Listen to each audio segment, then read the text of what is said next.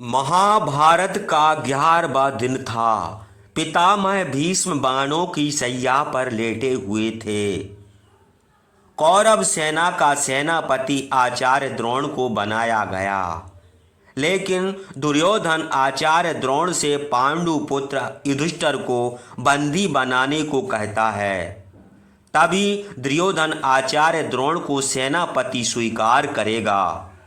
चुनौती बहुत कठिन थी। क्या आचार्य द्रोण पांडु पुत्र युधिष्ठिर को बंदी बना पाएंगे? तो आइए हम महाभारत 11वें दिन के युद्ध की कथा के बारे में जानते हैं। तो वीडियो को पूरा अंत तक जरूर देखिए। वीडियो पसंद आए तो लाइक एवं शेयर करना ना भूलें और हमारे चैनल को भी सब्सक्राइब करना ना भूलें। तो चलिए हम वीडियो को शुरू करते हैं। पितामह भीष्म के बाद कर्ण रणभूमि में उपस्थित हो गया। दुर्योधन उसे अपना सेनापति बनाना चाहता था, परंतु कर्ण ने कहा कि हमारे पक्ष में सबसे वरिष्ठ योद्धा आचार्य द्रोण है, अतः यह पद उन्हें ही मिलना चाहिए।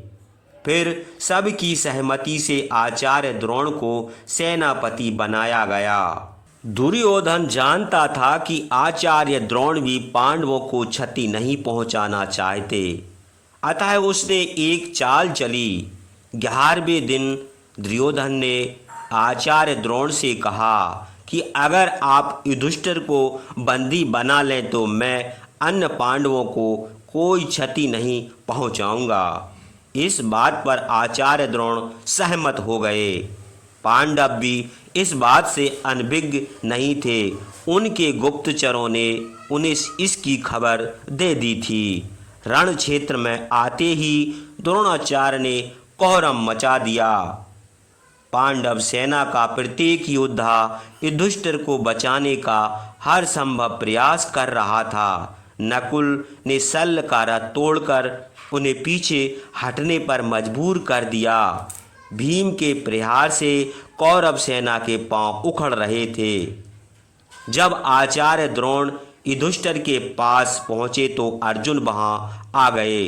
उन्होंने आचार्य द्रोण को टिकने नहीं दिया।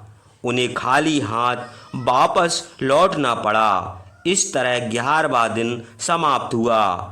आचार्य द्रोण ने दुर्योधन से कहा, अर्जुन के रहते युधिष्ठिर को बंदी बनाना असंभव है, अतः अर्जुन को रण क्षेत्र से दूर ले जाने का प्रयास करो। पांडवों से खार खाए त्रिगर्त नरेश सुशर्मा ने अर्जुन को हटाने का बीड़ा उठाया। 12वें दिन के युद्ध में उसने अर्जुन को चुनौती दी। अर्जुन सुशर्मा की ओर बढ़े। जब अर्जुन सुशर्मा के सैनिकों से उलझ गए तो आचार्य द्रोण अपने सैनिकों के साथ युधिष्ठिर की ओर लपके। यह देखकर धृष्टद्युम्न आचार्य द्रोण के सामने आ गए।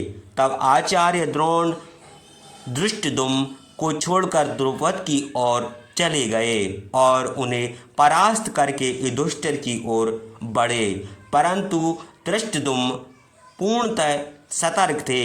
दोनों के बीच में घमासान युद्ध हुआ। इसमें राजा विराट का एक पुत्र और धृष्टद्युम्न के 2 भाई मारे गए। यह देखकर भीम, सात्यक, नकुल एवं द्रुपद द्रोणाचार्य से मुकाबला करने के लिए आ गए। तब दुर्योधन और कर्ण हाथियों की टुकड़ों लेकर द्रोणाचार्य की मदद करने पहुंच गए। अत्यंत वीर राजा भगदत्त सुप्रतीक नामक हाथी पर चढ़कर वहां आया। उस हाथी ने भीम को उठाकर पटक दिया।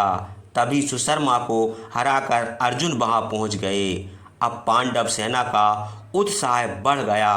भीम तुरंत उठ खड़े हुए और सुप्रतीक हाथी पर भीषण प्रहार किया। अर्जुन ने अपने बाणों से भगदत्त को बांध डाला। उसी समय शकुनी वहां आ पहुंचा, परंतु वह अर्जुन के प्रहार से घायल होकर भाग गया। बहुत प्रयास के बाद भी आचार्य द्रोण युधिष्ठिर को बंदी नहीं बना पा रहे थे।